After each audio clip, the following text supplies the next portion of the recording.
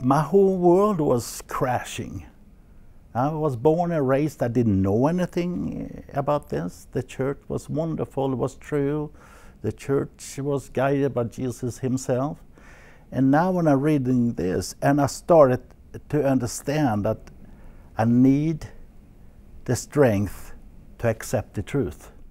Hans Mattsson grew up in the Mormon church in Sweden and became a high-ranking leader who helped oversee the church throughout Europe. Now he is publicly sharing his doubts about the history and teachings of the church. So how did you go from being in a position of helping teach people about the faith to having doubts about the faith? When members are using the internet, as I usually call the crystal ball, you can't hide anything, everything is there. They find out a lot of questions about especially about the church history. And of course, being a kind of a high leader in the church, I also have those questions to me, and I have to try to deal with them. And when I did that, we found out that the church, as I look at it, didn't give me any answers, really. The Church of Jesus Christ of Latter-day Saints, as the Mormon Church is formally known, has always taught that the Book of Mormon, its core scripture, is historically true. But in the era of the Internet, church members have access to information that appears contradictory. For example, there is no DNA evidence to support the Book of Mormon's claims that American Indians descended from Jews, or that steel swords existed when the book says they were used. Is the Book of Mormon historical or not? The blacks and the priesthood, why did the blacks didn't have the priesthood? Was it a prophet, really?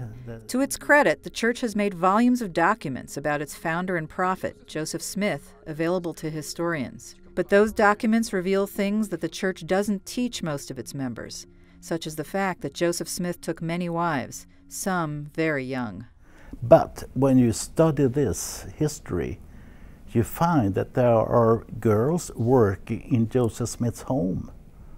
As you call them, maidens. They clean and wash and things. And those are the girls he married. And Emma, his first wife, wouldn't know about it. And for me, that's terrible. You just been 14, 15 years, and you put so much pressure on them, and you can read the letters, what he wrote to them. The church says it is trying to be transparent and that believers in every church have doubts. But when Mr. Mattsson brought his questions to his superiors, he says they told him to stay silent. What I felt kind of sad about, and I felt I didn't really like, was that they said that you're not supposed to talk to your wife, your children. You don't to talk about these issues in church. Hans Mattsson says he is not alone in suffering a crisis of faith and that there are consequences. Mormons who admit their doubts can be prohibited from attending weddings and baptisms, and friends and family members sometimes cut off contact.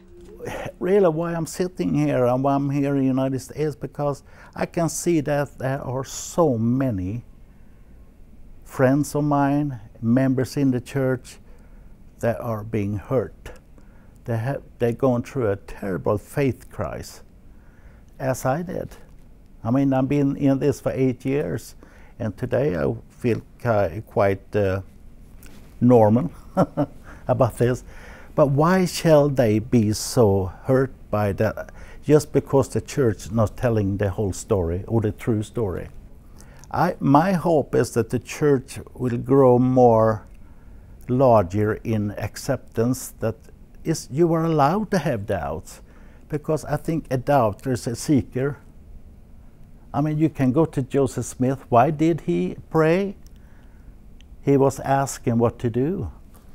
So he was a doubter, wasn't he? And I think that's great. You find answers.